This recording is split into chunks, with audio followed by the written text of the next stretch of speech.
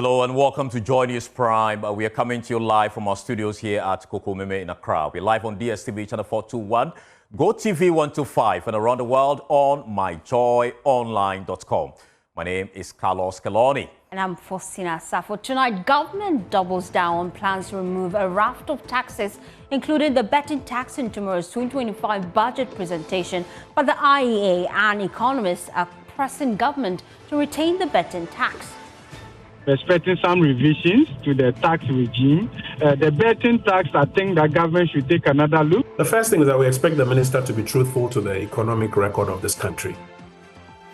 We have details plus gauge the expectations of traders and industry ahead of that presentation. Also, are you aware that the paint in your home could damage your child's brains? Into your room and the paint contains lead. You'll be exposed to this lead over time. So then it can result even in a neurological damage. More in our latest Hotline documentary, American Paint, which uncovers the alarming presence of lead in paint sold on the open market.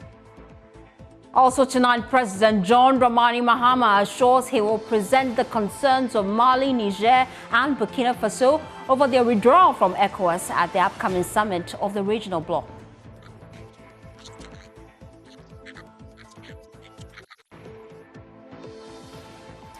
And in our Ghana Month series, we uncover the origins of name Bantama and its deep cultural influence. He was called Ba. He left his cloth. Everybody that passed by identified that cloth as Ba's cloth.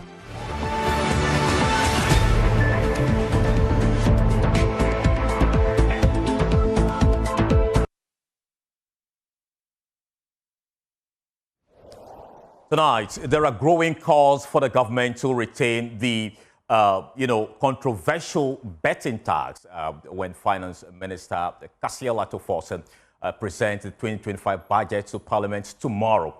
The NDC promised to remove the tax imposed under the erstwhile MPP administration, labeling it a nuisance tax. There will be a stable exchange rate, stable inflation, and a stable economy. That in itself will control the prices that we see moving from 1 city to 3 cities within 2 days or 3 weeks. So that should be the focus, and we will work around it to make sure it happens. If you are to look at the manifesto, we have a number of policies. Some are time-bound, some within 120 days, some within 1 year, and some after 1 year, and some in the medium term. You can certainly not accommodate every single thing in the manifesto in one budget year. The focus will be to identify those that we pledge to complete and implement in the first year and within the 120 days. And then also we plan to implement the medium-term policies as we have pledged with the people. And so we will ask for the general public to understand that some are time-bound. Well, the finance minister also hinted that there are ongoing processes to remove several taxes and charges at Ghana ports. Dr. Kasia Latoforsen revealed that many of those taxes do not actually end up in state coffers. Process to rationalize all the taxes at the port. We believe that some of the taxes and some of the levies in particular can be removed, because it will surprise you to know that all these levies and taxes does not come straight to the central government. Some of the levies you see there are being, the benefits is not going straight to support the consolidated fund. And so we need to identify who are those benefiting from these levies and for what purpose. And then if there's the need for us to remove them, we will have to remove them. So there's a team that are working at the moment as we speak, and I'm sure in due course we will announce that. And again, in the budget, we'll hear some announcement on how we intend to rationalize those levies and taxes at the ports in particular. Even though some of these levies are not coming directly to support government expenditure or government revenues, clearly it manifests in the economy in the form of taxes. Well, as the government considers scrapping a number of taxes, questions arise about the potential impact on revenue and the broader economy. Now, to break it down, Joy News researcher Caleb Ziblim joins us in the studio with insights on what this could mean for businesses, consumers, and economic stability. Caleb, just tell me, what are we to expect in terms of revenue losses from the year 2024? Let's start. Okay, so this year, 2025, we are losing 7.6 billion Ghana cedis when we scrap just the three tax handles: COVID levy, e-levy, and then the betting tax. So for COVID levy, we are losing 4 billion Ghana cedis this year. E-levy, we are losing 2.4 billion Ghana cedis. And the betting tax, we are losing 1.2 billion Ghana cedis. And this is projected income that ought to have come into government coffers for the year 2025. Oh. So with all this tax component gone, what exactly are we supposed to expect if we do comparison within the next 3 years? How much would government have lost, really? So within the next 3 years, the government will lose 27.3 billion Ghana cedis. And that's a lot. And if you break it down, the highest component is COVID-19 levy. Right. Yeah, and this is because the COVID levy is a consumer tax. It's on almost everything you buy. When you go to the restaurants, when you go to the cinema, everywhere you go, everyone pays COVID levy tax. But then with the e-levy, some people find ways to evade the tax. People pay cash. People don't pay through the electronic means. And then finally, we have the betting tax at 5.1 billion. So overall, we are losing 27.3 billion Ghana cedis from 2025 to 2027. Interesting. And this is why economists are quite concerned, because then there is a revenue gap and you're wondering how government plans to bridge this gap. Carlos, we've been hearing from the president tell us that they're planning to run a lean government. Sure. And that is also as part of efforts to ensure they retain revenue. How that would turn out is something we're yet to see. We'll find out. Well, despite the unanimity in calls to remove the e-levy and COVID levy, for instance, there is considerable disagreement on the plan to remove the betting tax. For instance, the Institute of Economic Affairs, IEA, is urging the government to retain the betting tax, but reduce it from 10 to 5%. The expectation is very high, whilst one must be moderate at the same time, because it's the first major budget of the new government, the new administration. My expectation is that they will stay on the fiscal consolidation path, essentially using the two legs, taxation, and I'm expecting some revisions to the tax regime, removal of e-levy, COVID-19. The betting tax, I think the government should take another look because of the behavioral aspect of it and all of that. So, but as for emission tax, there's nothing to remove there because we have not collected anything from that. Well, you heard Professor Bokpin there, but moving on. But Deputy Finance Minister Thomas Ampem Nyako tells my colleague Elton Brobe the government will not back down its campaign promise of scrapping a number of taxes, including the betting tax. You for a fact that, as President Mahama said, all the taxes that we have promised to remove will be removed, and we will plug the holes. We will enhance revenue generation by enhancing compliance. And one area is VAT. We say that our VAT gap is 61%. What that means is that we are collecting only 39% of our potential VAT revenue. This is a huge thing. The law is already there. What is left is for us to enhance compliance to rake in the revenue. Meanwhile, the former information minister, now the minority spokesperson on economy, Kojo Nkrumah, says his side expects the finance minister to be truthful about the state of the economy the new administration inherited from the NPP. The first thing is that we expect the minister to be truthful to the economic record of this country. The economic record of this country is not in the mouth of any politician to mouth. The Ghana Statistical Service, and I understand later this morning, they're even going to do some work on the latest GDP numbers. The Bank of Ghana and other institutions of state regularly publish Ghana's economic record. I think that the minister should desist from any invitation from political forces to juice up the numbers to paint a more bleak story of the Ghanaian economy than is. Because if he does that, he will scare investors away. If he does that, he will not be true to the economic record of the country. What we need to do is to be true to the record and to build on the successes so far.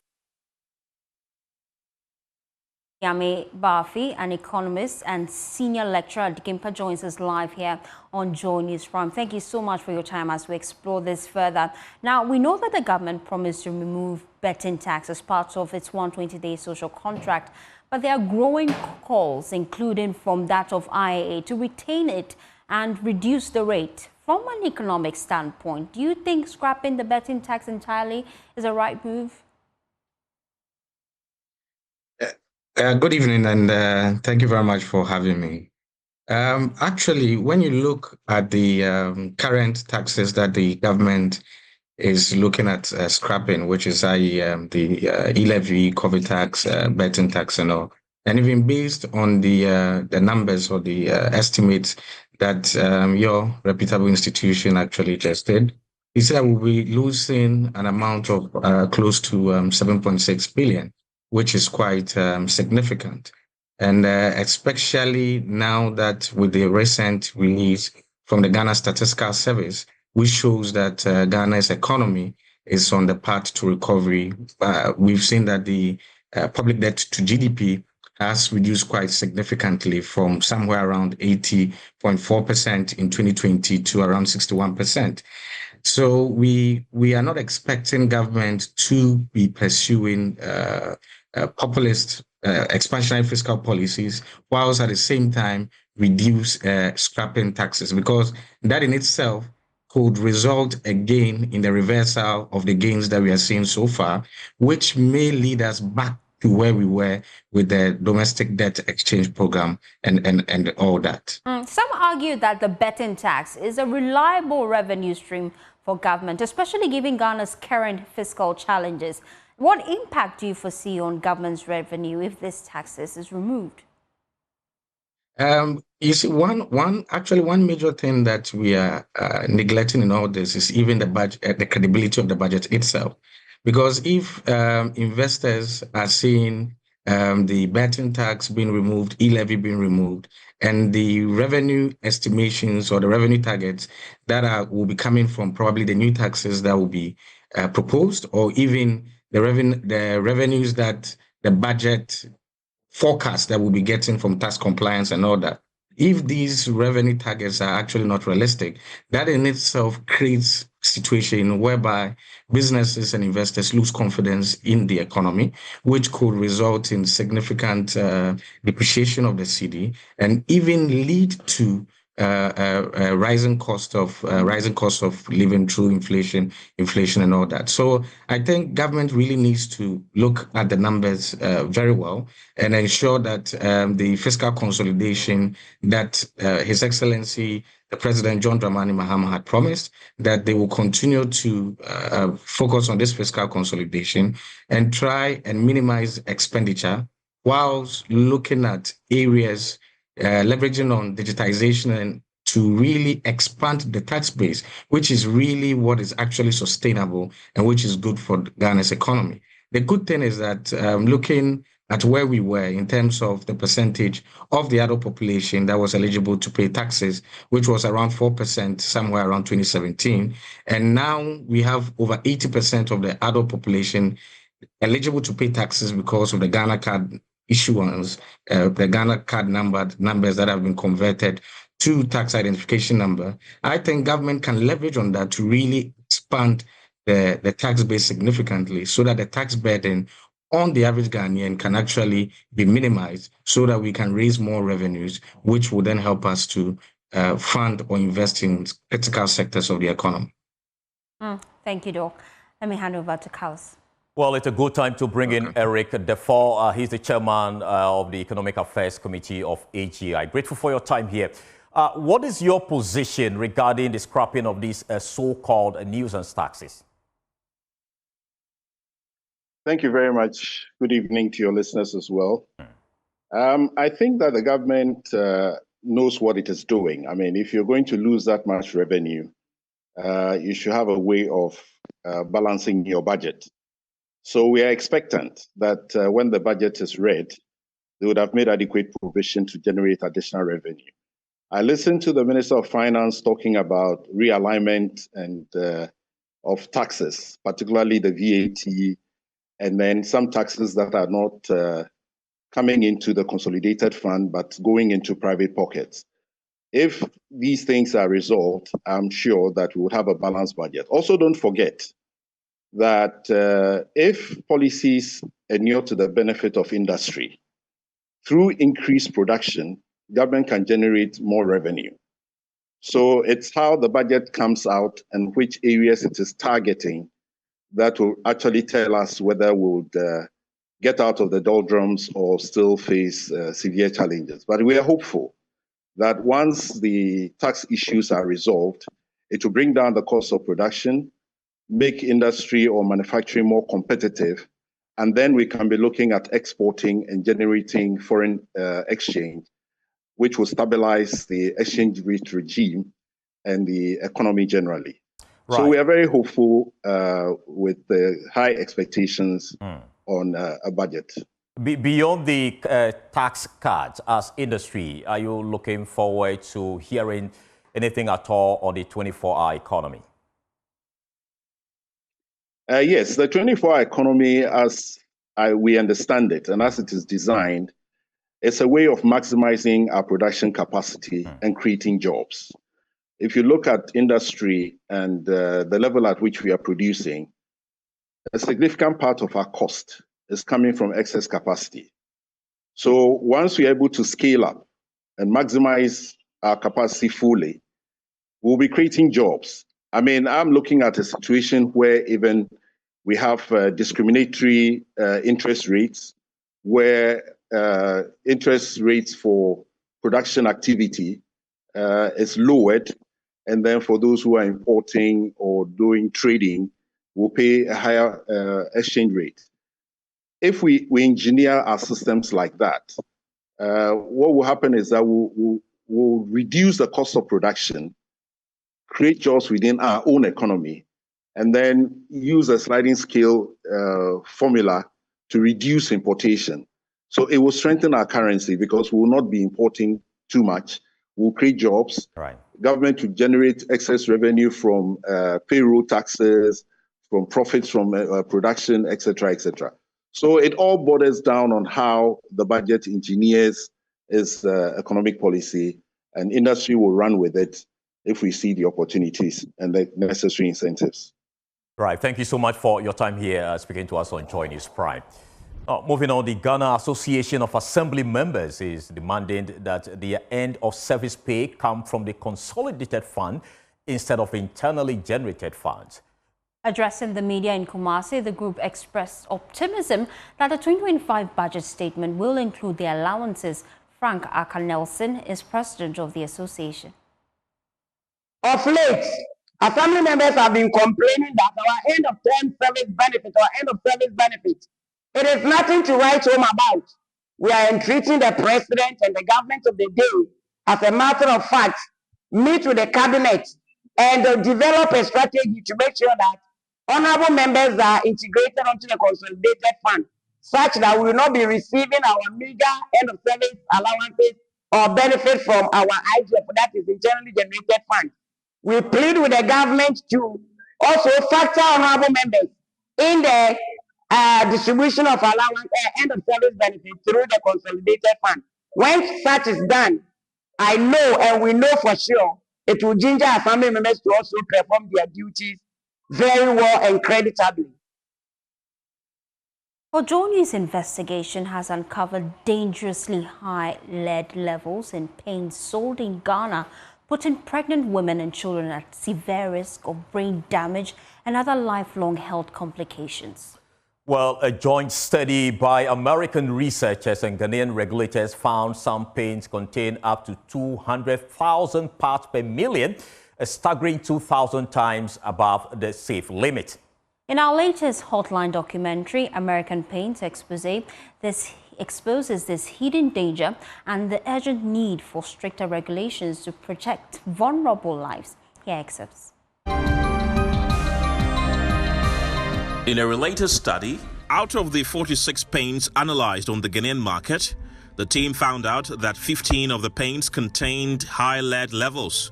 This is a sharp increase compared to the team's data collected in 2023, where 6 out of the 59 paints analyzed contained high levels of lead.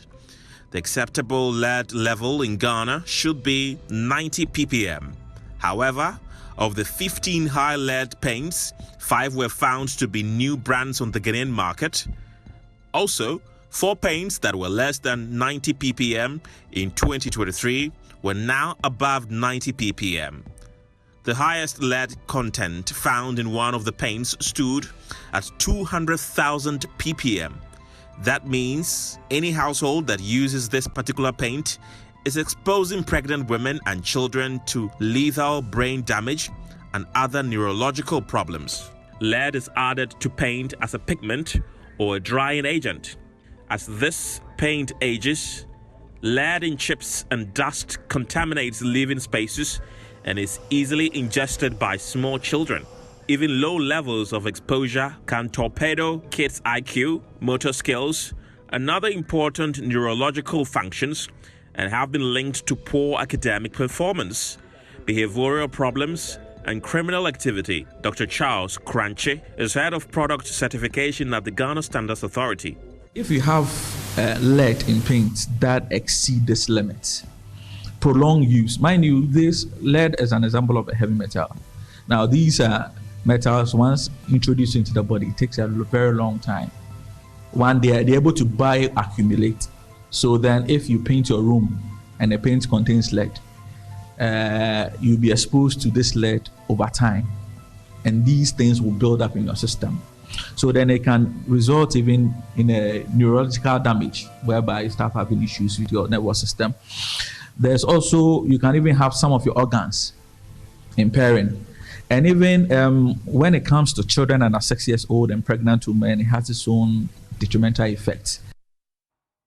Well, let's have a conversation with a pediatrician on the dangers of these American paints on children especially. Dr. Sandra Kwaten also is a pediatrician at the Kwame Nkrumah University of Science and Technology, and she joins us via Zoom. Grateful for your time. I'm wondering, how does lead exposure from paint specifically affect the brain development of unborn babies and young children? Evening, and thank you for having me. So yes, as the gentleman from the standard boards rightly said, lead is a heavy metal, right, and lead is unsafe for children. No amount of lead is safe for children, especially young children. And for us, we are even more interested in the unborn child and the early stages of development. So in utero, that is when the child is being carried, it's still being formed. That can have heavy exposure of lead. It can cause the placenta, so it can have effects on the developing fetus. And right, sometimes it's not a straightforward exposed today, effect tomorrow. Sometimes it's, we would say, cumulative. So you may have, let's say, congenital anomalies. So a child who is formed not fully, maybe in terms of development, heart problems, brain not fully developed, things like that. So we say that it could potentially have, in our medical terms, we say teratogenic effect. So it's unsafe for the developing fetus. And beyond that, also in the early life stages, if you have continuous exposure, it's also not safe for the child. And then there's research to support the fact that when children have consistent exposure to lead, it can specifically affect the central nervous system, so the brain and its related structures. Heavy metals like lead can have impact on the brain's function. You said the impact could be cumulative. So I'm wondering what long-term health consequences children face if exposed to high levels of lead. And is there any way to reverse the damage, really? Okay, so I take the second question. So reversing the damage it means that you have to immediately begin to move away, reduce the sources, the source of exposure. But it stays in the body for a long time before it is it's broken down. So, and that is where the problem is. And because we are not specifically measuring on a day-by-day basis how much lead children are being exposed to in maybe specific communities, that is where the problem is. So it can have impact on intelligence, cognitive function, other brain function. So these are specific things. So like a low IQ, for instance, lead, continuous exposure to lead can contribute to that. So these are worrying things, especially for young children. And that is where our problem is. So lead is not safe for young children. It can have impact on their growth, specifically on the brain and its related structures. Nerves can cause nerve damage and things like that. But it's more cumulative. Right, Doc. Given the alarming findings, what urgent steps should parents, for instance, schools and policymakers, take to protect children from this lead poisoning? So I think even talking about it now is good, because then we are raising the level of awareness and alerting the general public that, some of these substances that we are using to make our houses look nice may contain harmful levels of lead. So we need to be aware. Maybe we need to begin to ask questions. And also, the issue is sometimes paint or whatever gets poured on the ground is carried away. So sources of drinking water, food items and all that. So I think we need to be educated. That is step one. And I think as we are talking about it, we would also be hopeful that policymakers also come in and maybe limit the ones that have very high levels that are unacceptable, should not be readily available on the market, because some people may just not know. I don't have a lead meter, so if I'm going to buy paint, which one should I buy? And sometimes it may not even be you directly buying it. If it's poured on the ground and is carried away in drinking water and all that. So it's a national thing. It's not a one-person solution. Thank you so much for your time, Doc. Still on health, Health Minister Kobina Minta Kando has revealed that 140 million Ghana cedis is needed to complete the Agenda 111 hospital in Bokoro as contractors remain unpaid. Well, the Akufo-Addo-led administration launched the project to boost healthcare infrastructure, but despite claims of completing 3 hospitals, none are operational. During a visit today, the minister confirmed that while the hospital structure stands, they lack essential medical equipment. As we speak, we need to cough not less than $9 million for this particular project. $9 million, which is about 140 million Ghana cedis. And if you say a hospital is in operation, hospital is not just the brick and mortar. And that is the more reason why, if you recall, I was requesting to see certain departments. Take me to the lab, take me to the theater, take me to this place to see. You cannot commission a project without hospital equipment being installed. And you can see the installation of the equipment is less than 10%. You saw it for yourself. Now, the sector minister also criticized the previous administration for failing to secure sustainable funding to ensure the completion of the hospitals. So even before the property, this particular edifice will be the property of Ghana, we must perform our side of the obligation or of the contract. We must pay the contractors. They have not been paid.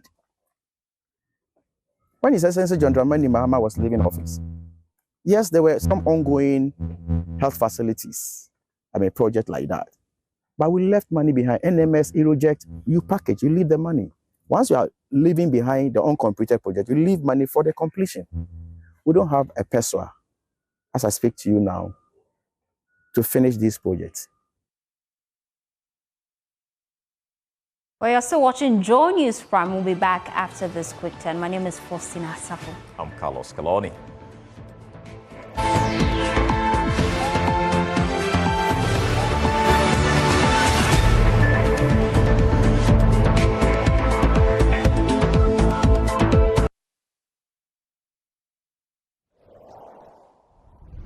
Thanks for staying with us.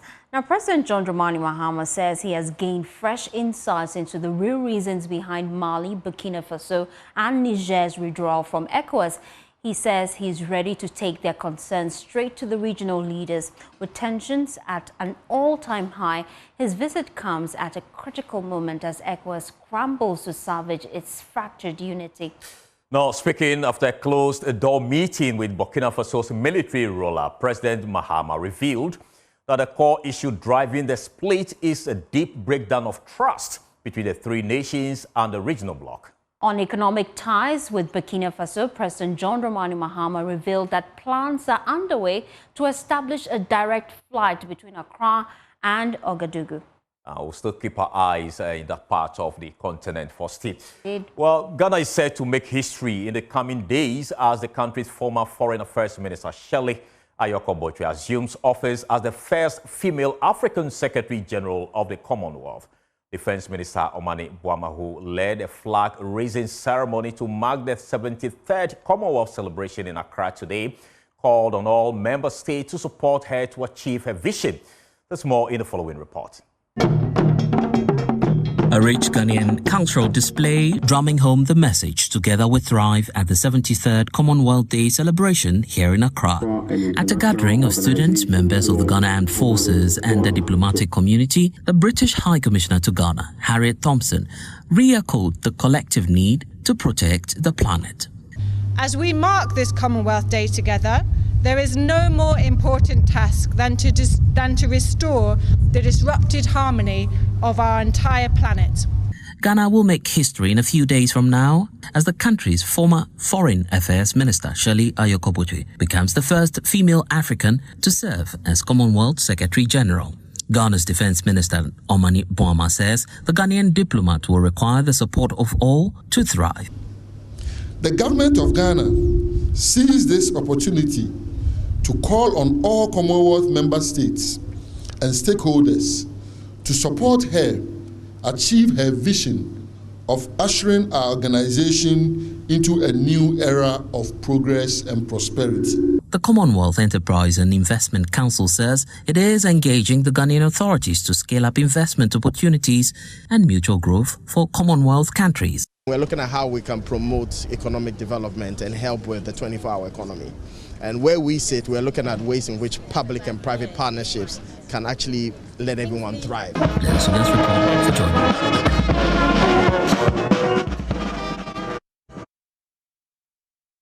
Bantama is the soul of the Ashanti heritage. It embodies royalty, history, rich traditions, and vibrant culture.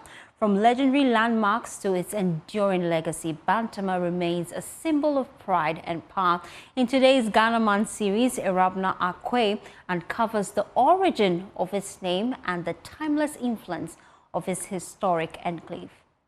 Nestled in the inner circle of Asante monarchy, Bantama is a vibrant town that echoes the history and culture of Asantes. Established in the 18th century, Bantama served as a settlement for the Akan people and quickly evolved into a center for trade and cultural exchange. The neighborhood's strategic location facilitated access to the bustling market of Kumasi, making it a hub for commerce and social interaction. Eja Treme is one of the living elders who has spent all his life at Bantama. Bantama is headed by Isahine. The throne is inherited by sons born to the chief during his rule. The Bantama sub-metro is not only a historic neighborhood, but it houses some of Kumasi's most important landmarks. The area is home to the Komfanochi Teaching Hospital, and right here is where the Komfanochi sword is partially buried. Let's take a look. As I'm talking to you now, it is 330 years old. after the soil was planted here, he made a prophecy that it is going to be a healing place for people. And then now we have a hospital here. Monarchical historian Osebonsu Safokantanka shares the history of the origin of the name Bantama. One of the chiefs, sub-chiefs of Kumasi, and he was called Ba. He left his cloth, his piece of cloth, somewhere. So Ba's cloth was left at that place for a very long time. So anybody that passed by identified that cloth as Ba's cloth, Ba's piece of cloth. Bantama's historical significance and continued relevance make the place a cornerstone of Ashanti region's cultural landscape. Right here at Bantama, my name is Arabna Akwi.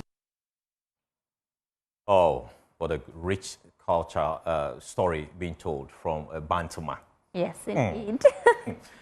Right, let's move on. Member of Parliament for Ahafano South East, Yakubu Mohammed, says Parliament is working to boost women's political appointment from 30 to 45% under the Affirmative Action Act. The law passed in 2024 aims to bridge the gender gap in governance. But can this both push for equality become a reality? There's more in the following report. The Affirmative Action Law is to ensure the achievement of gender equality in political, social, economic, educational, and cultural spheres in Ghana.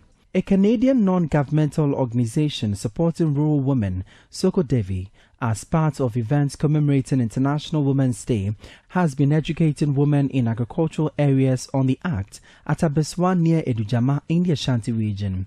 Member of Parliament for the Ahafano South East constituency, Yakubu Mohammed, says women who are marginalized and vulnerable must be protected at all times. I think that the right of women is something that we need to have much attention on. And that is why I'm so happy with the affirmative law that has been passed by Parliament for women to have a percentage. Currently, we are working on it so that we can even have about 45% of women in governance. Meanwhile, Gender Equality Coordinator for Together Project, one of the flagship programs of Soko Devi, revealed the NGO is supporting women in cooperative groups in cocoa production areas with alternative but sustainable income generating projects. We celebrated it to give them that opportunity to access information about the new act, the new Gender Equity Act of Ghana. We use this opportunity to educate them about them. I'm Interiors reports for Joy News. You're still watching Joy News Prime. We'll be back with Showbiz. Becky is on standby. Please stay.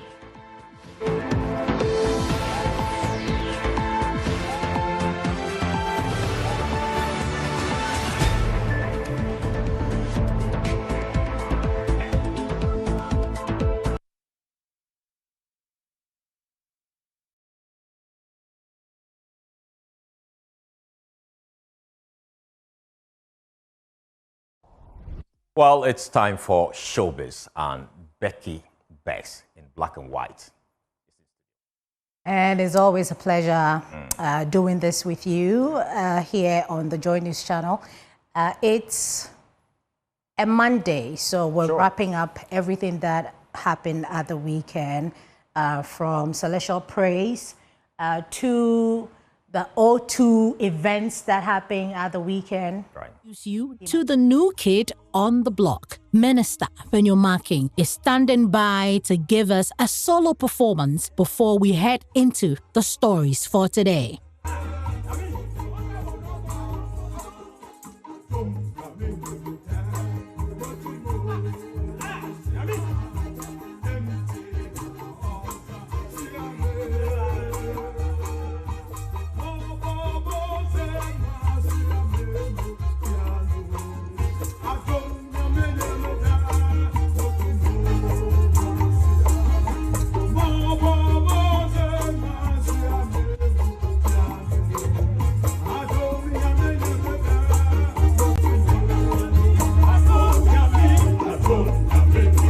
Thank you for that powerful performance, Joe. Metal Revival Choir should stand firm because I think they have a competitor who is equally incredible when it comes to vocal delivery. And guess what? He can dance too. We will take another performance before we close, but Minister Penyo Markin will be taking a break right now so that we can make way for the stories that happen at the weekend. Let's begin with Celestial Praise 2025. Celestine Donko did it again together with her team. The event which happened at the Dominion Sanctuary over the weekend saw great performances by great ministers of God. And obviously, Minister Penyo Markin was in attendance. And so I guess that's where he got the inspiration from. So this is all you've missed from the event.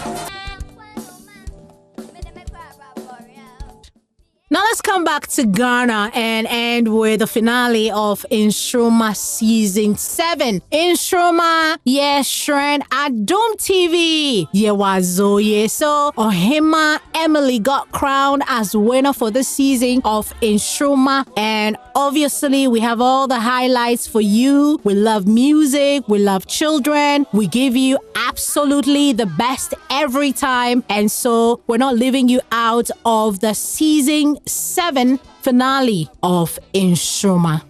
Yes, that's right.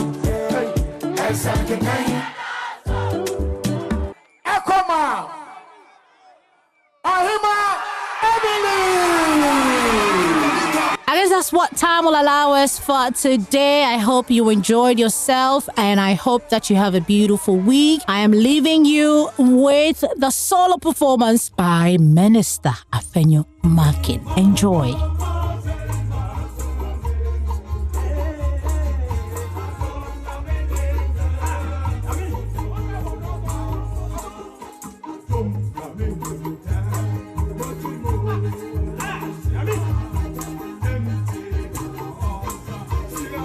Oh, you don't know how to do that, Baja?